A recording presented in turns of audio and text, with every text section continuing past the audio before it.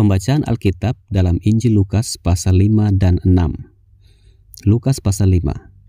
Penjala ikan menjadi penjala manusia. Pada suatu kali Yesus berdiri di pantai Danau Genesaret, sedang orang banyak mengerumuni dia hendak mendengarkan firman Allah. Ia melihat dua perahu di tepi pantai. Nelayan-nelayannya telah turun dan sedang membasuh jalannya. Ia naik ke dalam salah satu perahu itu, yaitu perahu Simon, dan menyuruh dia supaya menolakkan perahunya sedikit jauh dari pantai. Lalu ia duduk dan mengajar orang banyak dari atas perahu. Setelah selesai berbicara, ia berkata kepada Simon, "Bertolaklah ke tempat yang dalam dan tebarkanlah jalamu untuk menangkap ikan." Simon menjawab, "Guru, telah sepanjang malam kami bekerja keras dan kami tidak menangkap apa-apa. Tetapi karena Engkau menyuruhnya, aku akan menebarkan jala juga." Dan setelah mereka melakukannya, mereka menangkap sejumlah besar ikan, sehingga jala mereka mulai koyak. Lalu mereka memberi isyarat kepada teman-temannya di perahu yang lain, supaya mereka datang membantunya. Dan mereka itu datang, lalu mereka bersama-sama mengisi kedua perahu itu dengan ikan hingga hampir tenggelam.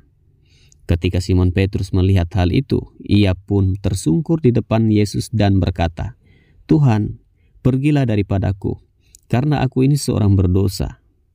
Sebab ia dan semua orang yang bersama-sama dengan dia takjub oleh karena banyaknya ikan yang mereka tangkap. Demikian juga Yakobus dan Yohanes, anak-anak Zebedeus yang menjadi teman Simon. Kata Yesus kepada Simon, "Jangan takut, mulai dari sekarang engkau akan menjala manusia." Dan sesudah mereka menghela perahu-perahunya ke darat, mereka pun meninggalkan segala sesuatu lalu mengikut Yesus. Yesus menyembuhkan seorang yang sakit kusta. Pada suatu kali Yesus berada dalam sebuah kota. Di situ ada seorang yang penuh kusta. Ketika ia melihat Yesus, tersungkurlah ia dan memohon, "Tuan, jika Tuan mau, Tuan dapat mentahirkan aku." Lalu Yesus mengulurkan tangannya, menjamah orang itu dan berkata, "Aku mau, jadilah engkau tahir." Seketika itu juga lenyaplah penyakit kustanya. Yesus melarang orang itu memberitahukannya kepada siapapun juga dan berkata, "Pergilah, perlihatkanlah dirimu kepada imam dan persembahkanlah untuk pentahiranmu persembahan seperti yang diperintahkan Musa sebagai bukti bagi mereka." Tetapi kabar tentang Yesus makin jauh tersiar dan datanglah orang banyak berbondong-bondong kepadanya untuk mendengar dia dan untuk disembuhkan dari penyakit mereka. Akan tetapi ia mengundurkan diri ke tempat-tempat yang sunyi dan berdoa. Orang lumpuh disembuhkan. Pada suatu hari ketika Yesus mengajar, ada beberapa orang Farisi dan ahli Taurat duduk mendengarkannya. Mereka datang dari semua desa di Galilea dan Yudea dan dari Yerusalem. Kuasa Tuhan menyertai dia, sehingga ia dapat menyembuhkan orang sakit. Lalu datanglah beberapa orang mengusung seorang lumpuh di atas tempat tidur. Mereka berusaha membawa dia masuk dan meletakkannya di hadapan Yesus. Karena mereka tidak dapat membawanya masuk berhubung dengan banyaknya orang di situ, naiklah mereka ke atap rumah, lalu membongkar atap itu, dan menurunkan orang itu dengan tempat tidurnya ke tengah-tengah orang banyak tepat di depan Yesus. Ketika Yesus melihat iman mereka, berkatalah ia, "Hai saudara, dosamu sudah diampuni." Tetapi ahli-ahli Taurat dan orang-orang Farisi berpikir dalam hatinya, "Siapakah orang yang menghujat Allah ini? Siapa yang dapat mengampuni dosa selain daripada Allah sendiri?" Akan tetapi Yesus mengetahui pikiran mereka, lalu berkata kepada mereka, "Apakah yang kamu pikirkan dalam hatimu? Manakah lebih mudah mengatakan, 'Dosamu sudah diampuni,' atau mengatakan, 'Bangunlah dan berjalanlah'? Tetapi supaya kamu tahu bahwa di dunia ini anak manusia berkuasa mengampuni dosa." Berkatalah ia kepada orang lumpuh itu, "Kepadamu kukatakan, bangunlah, angkatlah tempat tidurmu dan pulanglah ke rumahmu." Dan seketika itu juga bangunlah ia di depan mereka, lalu mengangkat tempat tidurnya dan pulang ke rumahnya sambil memuliakan Allah. Semua orang itu takjub, lalu memuliakan Allah, dan mereka sangat takut. Katanya, "Hari ini kami telah menyaksikan hal-hal yang sangat mengherankan." Lewi pemungut cukai mengikut Yesus. Kemudian ketika Yesus pergi keluar, ia melihat seorang pemungut cukai yang bernama Lewi sedang duduk di rumah cukai. Yesus berkata kepadanya, "Ikutlah aku." Maka berdirilah Lewi dan meninggalkan segala sesuatu, lalu mengikut dia. Dan Lewi mengadakan suatu perjamuan besar untuk dia di rumahnya, dan sejumlah besar pemungut cukai dan orang-orang lain turut makan bersama-sama dengan dia. Orang-orang Farisi dan ahli-ahli Taurat bersungut-sungut kepada murid-murid Yesus. Katanya, "Mengapa kamu makan dan minum bersama-sama dengan pemungut cukai dan orang berdosa?" Lalu jawab Yesus kepada mereka, katanya, "Bukan orang sehat yang memerlukan tabib, tetapi orang sakit. Aku datang bukan untuk memanggil orang benar, tetapi orang berdosa, supaya mereka bertobat." Hal berpuasa. Orang-orang Farisi itu berkata pula kepada Yesus, "Murid-murid Yohanes sering berpuasa dan sembahyang. Demikian juga murid-murid orang Farisi, tetapi murid-muridmu makan dan minum." Jawab Yesus kepada mereka, "Dapatkah sahabat mempelai laki-laki disuruh berpuasa, sedang mempelai itu bersama mereka? Tetapi akan datang waktunya, apabila mempelai itu diambil dari mereka. Pada waktu itulah mereka akan berpuasa." Ia mengatakan juga suatu perumpamaan kepada mereka. Tidak seorang pun mengoyakkan secari kain dari baju yang baru untuk menambalkannya pada baju yang tua. Jika demikian, yang baru itu juga akan koyak, dan pada yang tua itu tidak akan cocok kain penambal yang dikoyakkan dari yang baru itu. Demikian juga tidak seorang pun mengisikan anggur yang baru ke dalam kantong kulit yang tua. Karena jika demikian, anggur yang baru itu akan mengoyakkan kantong itu, dan anggur itu akan terbuang dan kantong itu pun hancur. Tetapi anggur yang baru harus disimpan dalam kantong yang baru pula. Dan tidak seorang pun yang telah minum anggur tua ingin minum anggur yang baru, sebab ia akan berkata, "Anggur yang tua itu baik." Lukas pasal 6. Murid-murid memetik gandum pada hari Sabat. Pada suatu hari Sabat, ketika Yesus berjalan di ladang gandum, murid-muridnya memetik bulir gandum dan memakannya, sementara mereka menggisarnya dengan tangannya. Tetapi beberapa orang Farisi berkata, "Mengapa kamu berbuat sesuatu yang tidak diperbolehkan pada hari Sabat?" Lalu Yesus menjawab mereka, "Tidakkah kamu baca apa yang dilakukan oleh Daud ketika ia dan mereka yang mengikutinya lapar? Bagaimana ia masuk ke dalam rumah Allah dan mengambil roti sajian, lalu memakannya dan memberikannya kepada pengikut-pengikutnya, padahal roti itu tidak boleh dimakan kecuali oleh imam-imam?" Kata Yesus lagi kepada mereka, "Anak manusia adalah Tuhan atas hari Sabat." Yesus menyembuhkan orang pada hari Sabat. Pada suatu hari Sabat lain, Yesus masuk ke rumah ibadat, lalu mengajar. Di situ ada seorang yang mati tangan kanannya. Ahli-ahli Taurat dan orang-orang Farisi mengamat-amati Yesus. Kalau-kalau ia menyembuhkan orang pada hari Sabat, supaya mereka dapat alasan untuk mempersalahkan dia. Tetapi ia mengetahui pikiran mereka, lalu berkata kepada orang yang mati tangannya itu, "Bangunlah dan berdirilah di tengah." Maka bangunlah orang itu dan berdiri. Lalu Yesus berkata kepada mereka, "Aku bertanya kepada kamu, manakah yang diperbolehkan pada hari Sabat, berbuat baik atau berbuat jahat, menyelamatkan nyawa orang atau membinasakannya?" Sesudah itu ia memandang keliling kepada mereka semua, lalu berkata kepada orang sakit itu, "Ulurkanlah tanganmu." Orang itu berbuat demikian dan sembuhlah tangannya. Maka meluaplah amarah mereka, lalu mereka berunding, apakah yang akan mereka lakukan terhadap Yesus. Yesus memanggil ke-12 rasul. Pada waktu itu pergilah Yesus ke bukit untuk berdoa, dan semalam-malaman ia berdoa kepada Allah.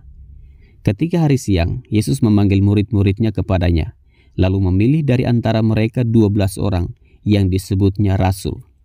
Simon yang juga diberinya nama Petrus, dan Andreas saudara Simon, Yakobus dan Yohanes, Filipus dan Bartolomeus, Matius dan Thomas, Yakobus anak Alfeus, dan Simon yang disebut orang Selot, Yudas anak Yakobus, dan Yudas Iskariot yang kemudian menjadi pengkhianat. Yesus mengajar dan menyembuhkan banyak orang. Lalu ia turun dengan mereka dan berhenti pada suatu tempat yang datar. Di situ berkumpul sejumlah besar dari murid-muridnya dan banyak orang lain yang datang dari seluruh Yudea dan dari Yerusalem dan dari daerah pantai Tirus dan Sidon. Mereka datang untuk mendengarkan dia dan untuk disembuhkan dari penyakit mereka. Juga mereka yang dirasuk oleh roh-roh jahat beroleh kesembuhan. Dan semua orang banyak itu berusaha menjamah dia, karena ada kuasa yang keluar daripadanya dan semua orang itu disembuhkannya. Ucapan bahagia dan peringatan.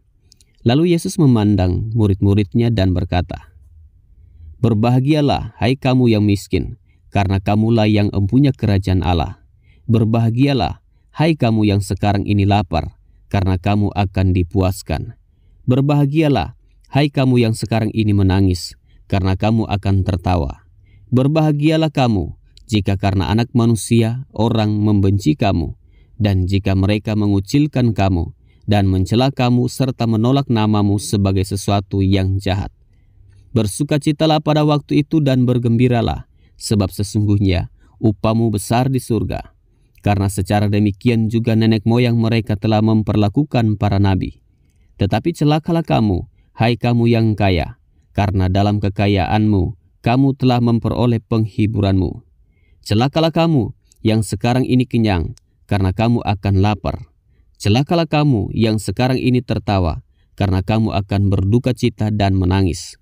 Celakalah kamu jika semua orang memuji kamu, karena secara demikian juga nenek moyang mereka telah memperlakukan nabi-nabi palsu.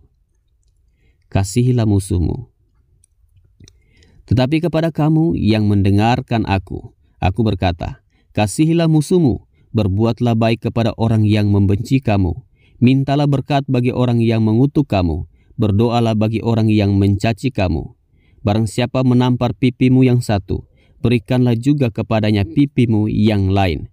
Dan barang siapa yang mengambil jubahmu, biarkan juga ia mengambil bajumu. Berilah kepada setiap orang yang meminta kepadamu, dan janganlah meminta kembali kepada orang yang mengambil kepunyaanmu. Dan sebagaimana kamu kehendaki supaya orang perbuat kepadamu, perbuatlah juga demikian kepada mereka. Dan jikalau kamu mengasihi orang yang mengasihi kamu, apakah jasamu? Karena orang-orang berdosa pun mengasihi juga orang-orang yang mengasihi mereka. Sebab jikalau kamu berbuat baik kepada orang yang berbuat baik kepada kamu, apakah jasamu? Orang-orang berdosa pun berbuat demikian. Dan jikalau kamu meminjamkan sesuatu kepada orang, karena kamu berharap akan menerima sesuatu daripadanya, apakah jasamu? Orang-orang berdosa pun meminjamkan kepada orang-orang berdosa, supaya mereka menerima kembali sama banyak. Tetapi kamu, kasihilah musuhmu dan berbuatlah baik kepada mereka dan pinjamkan dengan tidak mengharapkan balasan. Maka upahmu akan besar dan kamu akan menjadi anak-anak Allah yang maha tinggi. Sebab ia baik terhadap orang-orang yang tidak tahu berterima kasih dan terhadap orang-orang jahat. Hendaklah kamu murah hati sama seperti Bapamu adalah murah hati. Hal menghakimi. Janganlah kamu menghakimi, maka kamu pun tidak akan dihakimi. Dan janganlah kamu menghukum, maka kamu pun tidak akan dihukum. Ampunilah dan kamu akan diampuni. Berilah dan kamu akan diberi. Suatu takaran yang baik, yang dipadatkan, yang digoncang dan yang tumpah keluar akan dicurahkan ke dalam ribaanmu. Sebab ukuran yang kamu pakai untuk mengukur akan diukurkan kepadamu. Yesus mengatakan pula suatu perumpamaan kepada mereka. Dapatkah orang buta menuntun orang buta? Bukankah keduanya akan jatuh ke dalam lubang? Seorang murid tidak lebih daripada gurunya, tetapi barang siapa yang telah tamat pelajarannya akan sama dengan gurunya. Mengapakah engkau melihat selumbar di dalam mata saudaramu, sedangkan balok di dalam matamu sendiri tidak engkau ketahui? Bagaimanakah engkau dapat berkata kepada saudaramu, saudara, biarlah aku mengeluarkan selumbar yang ada di dalam matamu, padahal balok yang di dalam matamu tidak engkau lihat? Hai orang munafik, keluarkanlah dahulu balok dari matamu, maka engkau akan melihat dengan jelas untuk mengeluarkan selumbar itu dari mata saudaramu. Pohon dan buahnya. Karena tidak ada pohon yang baik yang menghasilkan buah yang tidak baik, dan juga tidak ada pohon yang tidak baik yang menghasilkan buah yang baik. Sebab setiap pohon dikenal pada buahnya, karena dari semak duri orang tidak memetik buah ara, dan dari duri-duri tidak memetik buah anggur. Orang yang baik mengeluarkan barang yang baik dari perbendaharaan hatinya yang baik, dan orang yang jahat mengeluarkan barang yang jahat dari perbendaharaannya yang jahat, karena yang diucapkan mulutnya meluap dari hatinya. 2 macam dasar. Mengapa kamu berseru kepadaku, Tuhan, Tuhan, padahal kamu tidak melakukan apa yang aku katakan? Setiap orang yang datang kepadaku dan mendengarkan perkataanku serta melakukannya, aku akan menyatakan kepadamu dengan siapa ia dapat disamakan. Ia sama dengan seorang yang mendirikan rumah. Orang itu menggali dalam-dalam dan meletakkan dasarnya di atas batu. Ketika datang air bah dan banjir melanda rumah itu tidak dapat digoyahkan, karena rumah itu kokoh dibangun.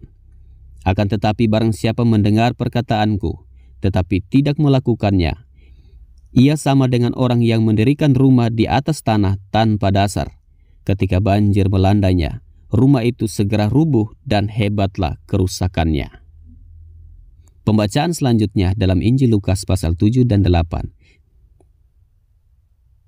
Terima kasih telah mengikuti pembacaan Alkitab ini. Tuhan Yesus memberkati. Shalom.